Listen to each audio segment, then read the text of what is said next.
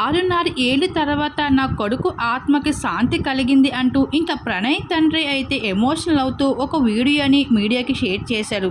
ప్రణయ్ తుది శ్వాస విడిచి 6.5 ఏళ్ల తర్వాత ఇక అమృత వేసిన కేసుకి ప్రస్తుతం ఫైనల్ జడ్జిమెంట్ అయితే వచ్చింది. ఈ జడ్జిమెంట్లో భాగంగా కొడుకు కోసం తల్లిదండ్రులు కన్నీరు పెట్టుకుంటున్నారు. అలానే మీడియా వెళ్ళి ప్రణయ్ తండ్రితో మాట్లాడితే 6.5 ఏళ్ల తర్వాత కేసు నుండి మాకు తీర్పు వచ్చింది, కానీ మా కొడుకు మాత్రం తిరిగి రాలేదు కదా.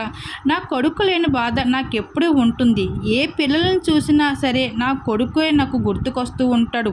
ఆ బాధ తీర్చలేనిది అంటూ చెబుతూ, అలానే ఎవరు కూడా ఇలా ఖచ్చితంగా ఏ పిల్లలైనా ఇలాంటి అఘాయిత్యాలు ప్రయత్నించకండి అంటూ రిక్వెస్ట్ కూడా చేశారు ప్రస్తుతం అమృత ప్రణయ్ మామగారు.